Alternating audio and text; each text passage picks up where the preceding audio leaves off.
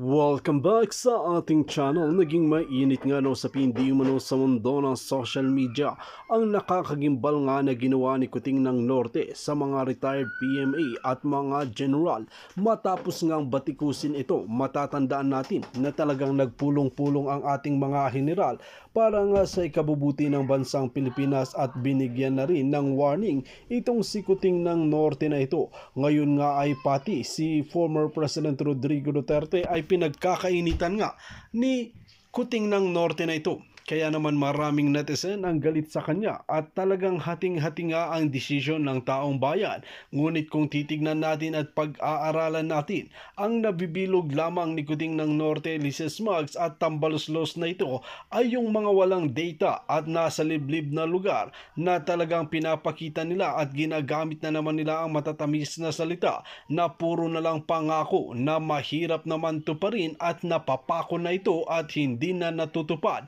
Well mga kaibigan, ito nga ang nakakalungkot na katotohanan na kahit baliktarin man natin ang mundo, ito na ang ginagawa ni Kuting ng Norte, nagpapaalipin sa pera at talagang binabawi lamang ang kayamanan kanilang pamilya, ngunit sa maling paraan. Dito nga natin makikita mga kaibigan na talagang pera na lamang talaga ang pinuntahan ni Kuting ng Norte at ginamit si former President Rodrigo Duterte at VP Sara Duterte para maging pangulo ito. Ngunit talagang karumal-dumal ang nangyayari sa ating bansa sa kanyang pamumuno. Well mga kaibigan, para nga sa karagdagang impormasyon, panoorin nga natin ang buong video. At kung bago ka pa lamang sa aking channel, huwag kalimutan i-click ang subscribe button at notification bell para lagi kang updated sa ating mga bagong video. At para sa solid viewers natin dyan, maraming salamat sa walang sawang pagsuporta. Lumapit sa akin na gustong magbigay ng mga resume, ino-offeran ako ng 1,000,000, 2,000,000, name it. Kung ako po ay mambubudol at pera lang ang gusto ko or koneksyon, hindi yun na po narinig ang isang maharlika na nagsasalita dito laban sa mambubudol na ito. Sa halip, ulit-ulitin ko at lagi ko naman to sinasabi, nagkiskipay na ako kay Lisa at kay Kuting. Hindi na po ako nagsalita, sa halip kumamkam na lang ako. Kung kayo ang nasa pwesto ko, inimbita ka ng First Lady Ahas sa inauguration, kasama ka dun sa party, binibigyan ka ng time, chance ko na yun. Yung kapitbahay nyo nga, si Kapitan lang ang kaibigan, ipinagyabang na eh. Ako First Lady Ahas. Pero mas pinili kong boljakin ang mga jutang din. Kasi hindi po yun ang laban ko para, hindi yun ang intensyon ko na nung sinuportahan ko silang intensyon ko for the people, not for them. Binudol tayo. Sabi ko nga, ang hirap po tanggapin nung mga unang panahon, nung 2022. Doon pa lang ako, June pa lang. Hindi pa umuupo si Kuting, hindi pa siya nanunumpa noong June 30, June 30? Yeah, even nung campaign, hindi pa siya nanunumpa, may nararamdaman ako. Di ba? Pinakita ko naman sa inyo yung conversation namin ni Lisa, na sabi ko, napapaligiran kayo ng bad eggs. Yung palang putang ina, siya ang pinakapinuno ng bad eggs na mga ahas. So I'm asking you, umaapila ako sa inyo. Hindi po ito laban lang ni Pastor Kibuloy. Siya isa lamang na tao na binibiktima dyan sa Senado. Hindi ito, forget about Risa versus Pastor. This is about the Filipino people versus Ahas at Kuting. So you have to get up, wake up, get up, and speak up. Nandito na tayo sa momentum na ito eh. Ang ganda-ganda na. Tapos hindi kayo gagalaw. Ngayon, unless nakikinabang kayo sa gobyernong ito. Binibigyan kayo ni Lisa Marcos, kayo ay nananalo sa PCSO bilang lone vetor. So hindi ko kayo masisisi kung hindi kayo sasama sa aming Speak Up Day.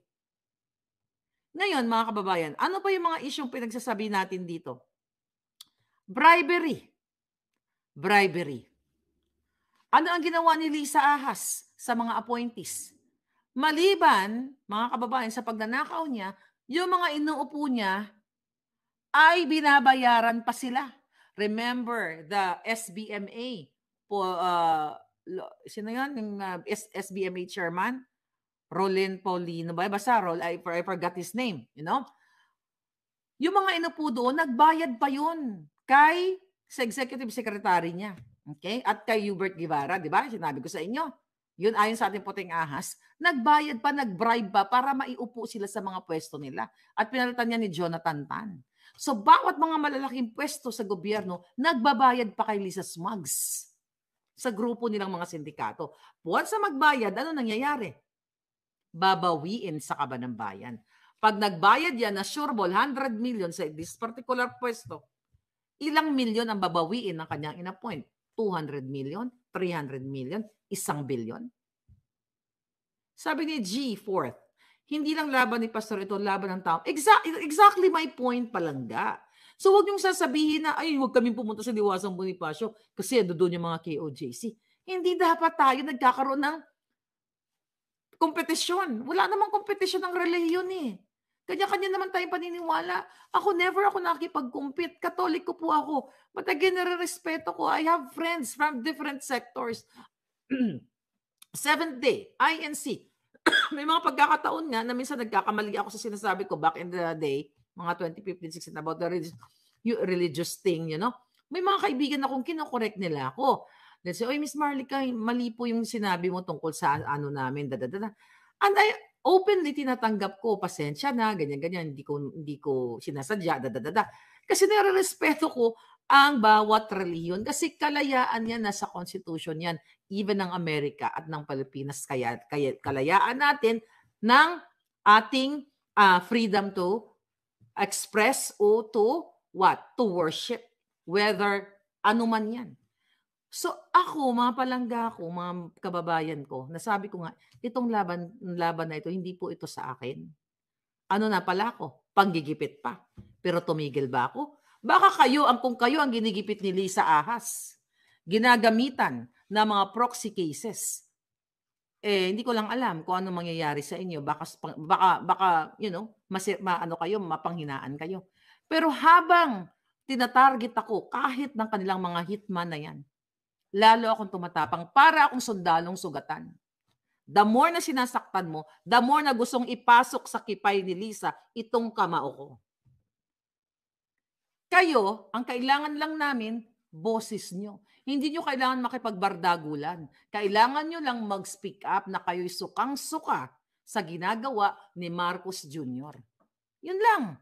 Wala kayong gagawin. Just to say, you know, voice out. Sabi ko nga doon sa speech ko, I think na ang tinig ng bayan ay tinig ng Diyos. That's a phrase, di ba?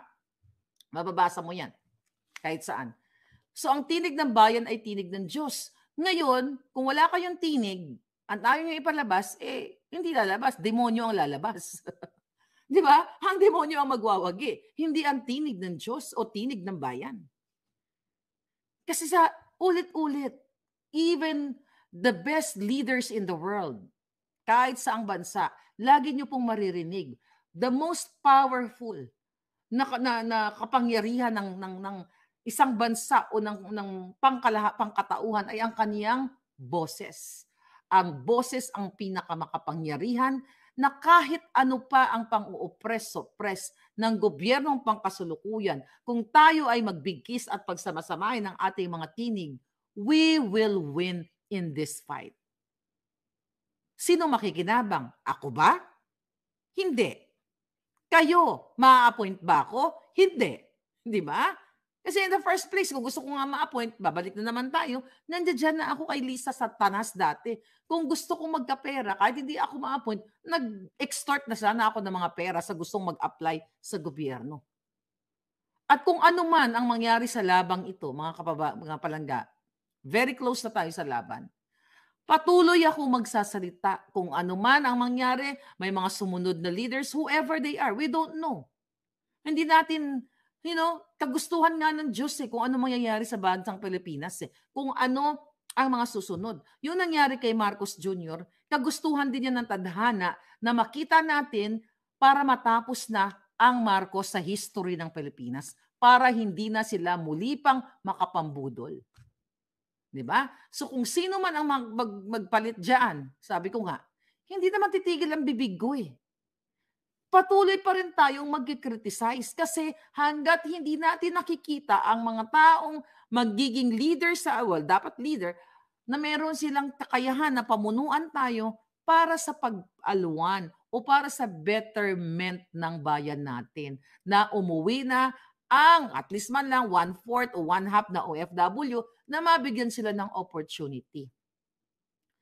Alam nyo, ang ganda-ganda ng plano ko nung pag-upo ni Kuting.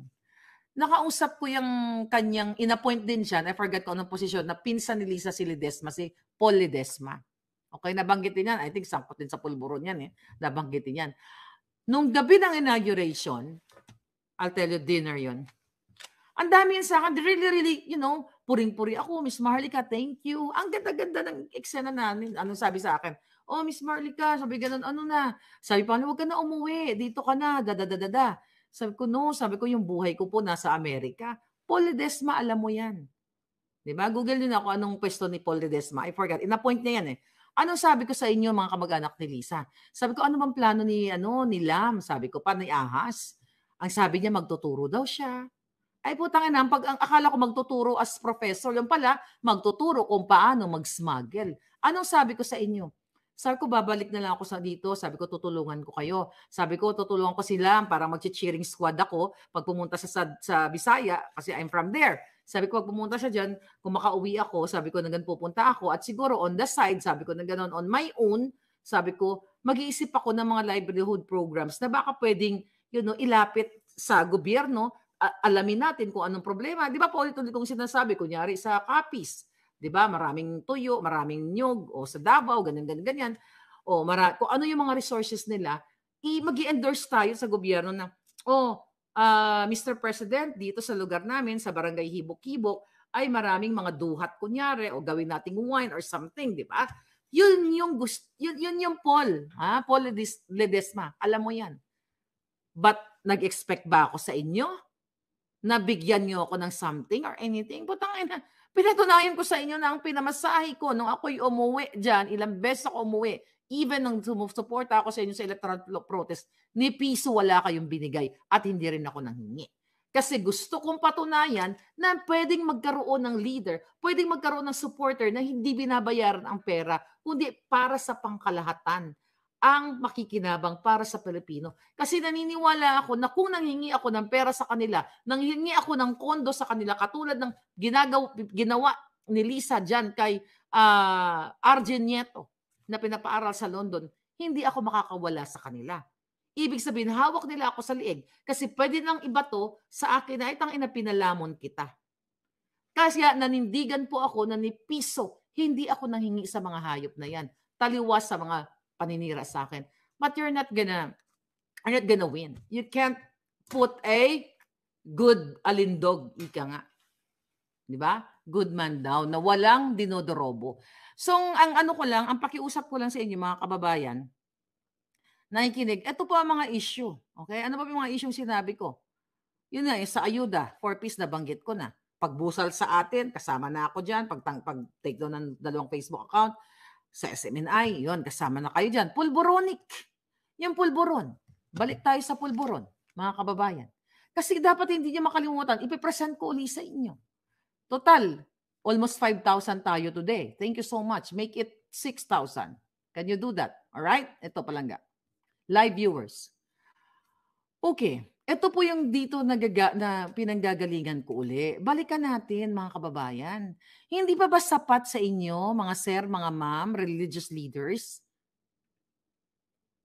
nakasama ni Lisa, ni Tambaloslos, ni Marcos Jr., si Mark Anthony Sayarot, na yan po ay nahulihan po ng tuni-toniladang pulburon. Alam niyo na ibig sabihin. At sa halip po, mga kababayan, imbis na ikulong, well, for a while, hinuli, nag-mugshot, pero pinakawalan nila. At ang inulat ko nga, may PSG pa yan. Meron pang security yan, provided ninyo ng government. See that? I-google yung pangalan na yan. Mark Anthony Sayarot. Nahuli yan sa Ayala, Alabang. Sino po ang ating puting ahas yan? Mismo sa gobyerno na nakaalam sa kasong yan. Paano ko naman ma-share sa inyo sa sobrang, ang galing ko naman, di ba? Kung lahat ng issue alam ko sa government. It just so happened na mayroong mga tao sa government na sukang-suka at hindi na kinakaya ang pambababoy at pakikipagsabuatan ni Marcos Jr., ni Lisa, ni Tambaloslos, sa katulad ni Sayarot. Kasama pa po yan siya sa New York. New York yan, di ba? Yeah, New York po yan, yung ano na yan. Nasa cart, nagbili-bili yung mga hayop, nagpanggap-panggap, kunyari, bumili dun sa cart ng yung anong pagkain yun sa New York. Isinama po nila sa New York ang taong nagmamanufacture ng pulburon at nag-i-export papuntang Australia. This is not about Pastor Quiboloy. This is not about Maharlika. This is not about General Macanas na kinasuhan din ni Acorda. This is not about Duterte at all. This is about you, Filipino people. Oh, yan ba? Mga babayan, ang gusto ninyo? Tungkol sa Pogo, nakita nyo ba yan? Inulat ko sa inyo yan. Sino nag-ooperate niyan? Akala nyo wala ng Pogo. Pero si Lisa Tanas ay may operation pa ng Pogo. Sila nila Tambaloslos, sila nila Remulla. Sila. At meron silang pinupuslit na mga kababaihan, Russian, lahat ng lahi ng iba't ibang mga babae, kasama ang prostitusyon. Diyan, sa lugar, di ba, yung mga nahuli noon, naalala nyo, mga pakitang gilas ni DOJ, Remulla, malapit na rin yan ni Tambaloslos. Pero yun, di ba, inulat ko sa inyo, ni-raid nila yung mga Pogo na yun kasi, what? Kakumpetensya nila sa kanilang operation na Pogo din. See? Tapos tatahimik kayo? Ano bang mapapala ko dito? Nakikita nyo kung gaano kabigat ang expose ko? Baka hindi nyo to kayang gawin. Hindi ko po kayo minamaliit. Pero baka hindi nyo kayang gawin to na expose to lahat, ang kapalit buhay nyo. At babae pa ako. Kayo mga military. Men and women in uniform. Kayo ay may pag-aaral, mga taktika kung paano nyo labanan ang mga mapang-api o ang mga sindikato o mga terorista. Ako, anong sandata ko? Ballpen lang. Pero pag naigo ang kalimutaw ng ahas, tege. Kahit ballpen lang ang power ko dito at nga bells ko. Pag naigo ang kalimutaw, ang butlog na kalimutaw sang ahas, hindi na siya makakita sang iya mga kinawat. Okay? Hindi na niya makikita ang mga ninakaw niya sa inyo. I'm telling you. Do you think kung lalabanan ako ng mga to harap-harapan, uurungan ko to? Isa-isa sila, pila-pila lang. Pero traitor to mga to eh. Hindi ito lalaban ng harap-harapan. Nung bata po ako, wala ko inaatras ng laban. Kahit lalaki. Bakit ko kinukwento sa inyo? Kasi bata pa lang ako, maraming umaapi sa landas ko. Kapwa Pilipino, syempre sa Pilipinas ako. Binabali ko ang ilang mga kamot. Yes, yan yung natutunan ko sa probinsya. Sa palabas na alagad ni Kalanchaw. Sino nakanood sa inyo? Hindi, totoo yun. Diba? Kinuwento ko sa inyo, inaapi ako nung high school. Bisaya. Ay, matigas ang dila. Di ginapin na nung bag ko. Pag bawat sabing Bisaya, tumba ka agad yun, suntok agad. I mean, I'm just saying, this is my DNA. How can you change yourself kung ganun ang DNA mo? Kaya sabi kong lalaban lang to ng isa-isa mga to, pila-pila, kahit sa boxing, sa arena, hindi ko sila atrasan. Pero lalaban ba yan si Lisa? Hindi. Kaya nga gumagamit ng mga proxy para patayin ako. Do you think urungan ko yung mga yan? Kasi naniniwala ako na may mission ako sa mundong ito. Ang mission ko para ipaalam sa inyo. Ito na nga yung mission ko. Na may isang babaeng maharlika na 4 ang mata. Okay. Di ba? 4 ang mata na tumayo para sa may 100 million Filipinos. At nilabanan ang satanas na si Lisa at si Marcos Jr. na mga notorious sindikato at mafia. You know what I mean? Ano pa ang mga issue na dapat ninyong, ito, nakalimutan nyo na ba? Ito po yung pinaglalaban natin. Logo na yan, 3 million. Diba? Sinong gumawa ng company na yan? Fly-by-night company. Remember that issue? Fly-by-night company. Love the Philippines. Remember, na-discover ni SAS yung mga stock footage worth 50 million. Na-booking dyan si Paul Soriano. Nag-accumulate na po ang kababuyan nila. Nagkakalimot lang kayo. This is not about pastor ang laban niya. Isa lamang ulit-ulit, isa lamang sa biktima. Pero ang mas maraming biktima kayo. So you have to be part of this laban para sa bayan kung meron kayong pagmamahal. Pero kung wala kayong pagmamahal at gusto nyo maging third world country at pamahayan tayo ng mga polboronic at ang mga daga sa naiya at baka mamaya sa loob na ng bahay ninyo, umakyat na sa kwarto niyo yung mga daga, ang mga surot lahat dahil pinalaganap na ng jutang din ng ahas na ito. At ang mga magnanakaw aakyat na sa inyong bahay. You know what? I'm telling you people, kapag ang tao ay nagutom, itong mga 4Ps, beneficiaries, at ang iba pa, hindi lang po lahat ng tao, whether ikaw ay nasa working class sector o middle class o whatever, kapag kayo ay naapektuhan at nagutom itong mga taong ito dahil wala ng gobyernong pupuntahan, walang lahat pambili, tataas ang crime. Pag tumaas lalo ang crime, pwede itong mga taong ito na nalipasan ng gutom, aakyat sa mga bahay ninyo. Haharangin kayo, tututukan kayo, whatever, kasi yan ang tinatawag na kapit sa patalim. Kasi kung may matinong gobyerno at bigyan ng solusyon, itong hinaing ng bayan, hinaing ninyo, itong mga taong desperado na hindi makabili ng bigas, tututukan ka ng kutsilyo niyan. You know what? I'll tell you something about myself. Naranasan kong walang pera. Para kang buang. And hindi buang Ang term doon is parang bangag. Okay? Parang sikuting. Mga kababayan, siguro karanasan sa'yo. Pag walang pera ang tao, wala kang pamasahe, para kang lukaret.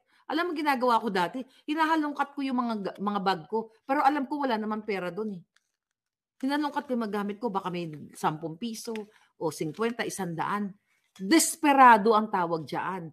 Wala kang mapagkunan Pag nagugutom ang mga anak ng mga desperado, nagdidelirium, dumidilim ang paningin yan. Hindi dahil sila ay masamang tao. Hindi dahil sila ay notorious katulad ni Satanas na walang kabusugan, kundi dahil tawag, instinct ng tao to survive. Hindi dahil sila ay mandorobo katulad ni Lisa at ni Kuting. Kapag ang tao ay gustong mabuhay, instinct mo para mag-survive sa mundong ito. Subukan nyo malubog sa isang island. Di ba may mga istorya kayo naririnig? Nalubog kayo sa isang island, 5 kayo ang natira, baka isa-isa kainin nyo yung pareho just to survive in this world.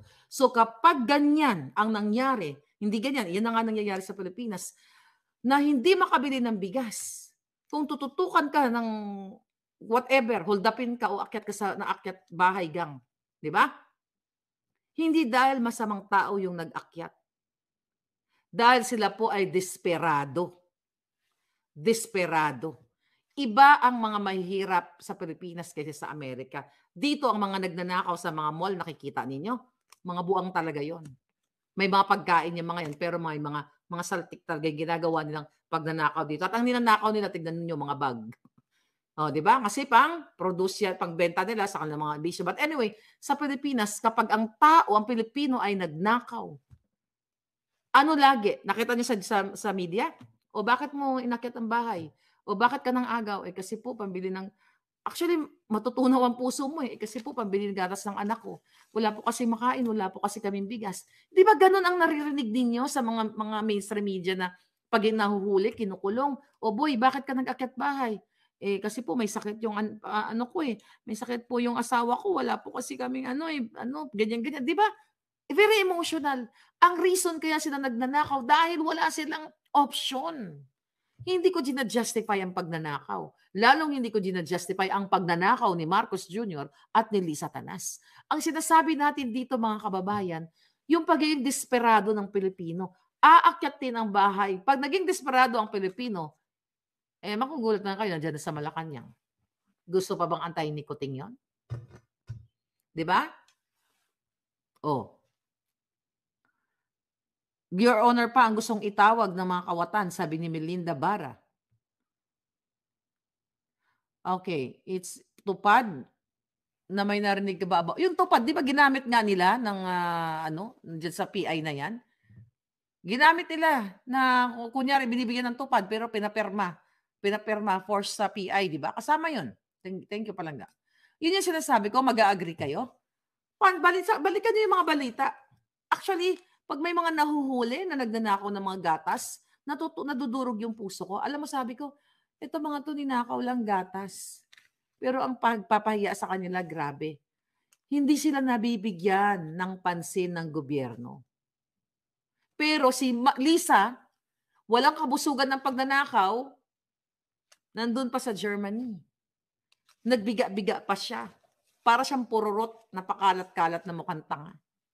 Pero itong mga kababayan natin, hindi ko po kayo ini-encourage na gumawa ng mali. I'm just telling the truth kung ano yung real life sa buhay. Kasi naranasan ko walang pera. Para kang loka-loka. Alam mo, pag wala kang pera, ginagawa niyo ba? Habang naglalakad ako, nagdadasal pa ako. I was young. Bata pa ako noon. Di ba? Sabi ko, Lord, sana po may mapulot ako kahit 50 pesos man lang. May mga ganun ako moment. Totoo yun. Kasi, desperado kayo, wala kang pagkukunan. Ayan, kaya nga nagsumikap ako kasi ayokong maging forever na nagdadasal na lang na wala akong ginagawa. Lord, sana po may malaglag na swerte. 'Di ba? You have to work, work, work. But sa case natin, sa Pilipinas, like kayo mga OFW, bakit po ba kayo umaalis? Bakit kayo nagpapakaalila? Lahat tayo, bakit tayo nagpapakaalila sa ibang bayan? Like you, like me. Bakit tayo tumakas sa kahirapan? Kasi kulang ang opportunity. O ambisyosa lang talaga ako. You know? Mataas ang ambisyon. Mas maganda kung may yung in a good way, no? Yung pagiging ambitious ninyo is dapat in a good way. Hindi mag-a-ambition ka na magiging most powerful ka, katulad ni Lisa, pero ninanakaw mo ang pera ng bayan. Ako yung ambisyon ko ay para magkaroon ng maayos na trabaho, maayos na pagkikita na hindi nagnanakaw at matikman ko ang mga bagay, mga pagkain, o maranasan ko ang mga travel na hindi ako nagnanakaw. Kayo, ilang taon ka na Palangga sa Saudi? Ilang taon ka na sa Hong Kong? Naghiwalay ng asawa mo. Niloko ka ng asawa mo, pumatol sa iba dahil long distance. I will tell you something. Iniwanan ka ng asawa mo, ikaw nagkukuskus ka dyan para buhayin ng mga anak mo. Ilan sa inyo ang may ganyang eksperyensya? Ang tanong, kasalanan ba ng asawa mo? Pag titignan mo sa mata ng Diyos at sa legalidad, mali ang ginawa ng asawa mo. Pero, pag tinignan mo, ang Maslow's theory, kasama yan. Ang needs. Okay? Physical needs. Kati sa katawan, katulad ni Lisa Smugs. Let's forget about religion. Let's forget about law. Let's forget about perfection. Bakit ginawa ng asawa mo yon? Mayroon siyang pangangailangan sa katawan. Kasalanan na niloko ka niya. Pero ano ang ugat? Kahirapan. Hindi naman lahat kahirapan. Hindi naman lahat ng lalaki o babae nagaganon. Kahirapan. Kasi tao lang tayo. Meron tayong physical na pangangailangan. Meron tayong panahon na gusto nating makipagtsuktsakan. O di ba? Kailangan maisingit ko lang. Pero seriously, may mga panahon whether babae ka o lalaki. So kayo, lalaki ka man o babae, nagkahiwalay kayo ng asawa, kaya merong broken family. Marami sa atin. Pag uwi nyo, wala na. Kaluoy man. Kasalanan ba ni mister mo? Yes. At yung babae, meron din. Kasalanan ba kasalanan ba? Yes. Pero again, physical needs. Gusto nyo maging buo, dapat ang gobyerno natin ay bigay sa atin, sa mga OFW, ang oportunidad. But again, hindi naman garantiya yun. Hindi naman garanti yun na kapag nagpagkasama kayo ay hindi na kayo maghiwalay. But at least yung porsyento na sinasabi ko kung bakit may naghihiwalay, kasi dahil mga OFW na nagiging broken family, nasisira ang kinabukasan ng kanilang mga anak, nagiging addictus benedictus kasi wala pong gumagabay. Ang laking bagay na buo ang pamilya. Nagagabayan mo yung anak mo, nakikita mo yung asawa mo, para lalo ninyong pag-alabin ang inyong pag-iibigan. Pero may mga pagkakataon na si Mr. ay talagang kumakaliwa. Diba? Si Mrs. ganun. But I'm just saying, Anyway, mga palangga, long distance kasi sabi ni CWD. Totoo yun, ang hirap. So ang punot dulo niyan, kahirapan o korupsyon dahilan para walang, ito, sabi ni Robert, ganun sinabi, kahirapan o korupsyon dahilan para walang livable social pensions at Pilipinas para sa strong Philippine economy. Kahirapan. Yun, pension nga palangga, dinodrobo nila eh. Palangga, mamaya nasa rally si PRD, kayo po ba darating? Dito pa ako sa Amerika palangga. Kung hindi lang ako gugurgurin, kung ako ay may protection to, myself, gustong-gusto ko magsalita sa gitna ng entablado. Pero bibigyan ba natin ng iaalay ko ba ang aking alindog para ilapit ko para patayin ako ng mga yan? Kung meron akong mga bruise kung mga gwardiya sibil na entourage ko, tapos nasa bulletproof ako na glass, okay? Why not? Hindi mo iaahin sa kalaban ang alindog mo para magurgur ka. But anyway, malungkot ang buhay. Pero overall, ang gusto ko ipahatid sa inyo, ang atin pong laban, mga sir, mga ma'am, men and women in uniform, lahat ng sektor, religious group, boses nyo lang ang kailangan para mabago natin at matanggal natin si Marcos Jr. na magdadalawang taon na, paikot-ikot, pa-travel-travel, at kayo po dyan ay nalulugmok sa kahirapan. Abangan ninyo, nandoon si Pangulong Duterte at si Abaste at marami pa mga speakers dyan sa SMNI. This is your fair lady, Maharlika. Ulitin ko po, hanggang huling patak ng dugo ko, hindi po ako magpapatinag sa mga sindikato at mafia. Kahit po may patong ng ulo ko, hindi po ako atras sa laban hanggang sa huling hininga. Thank you.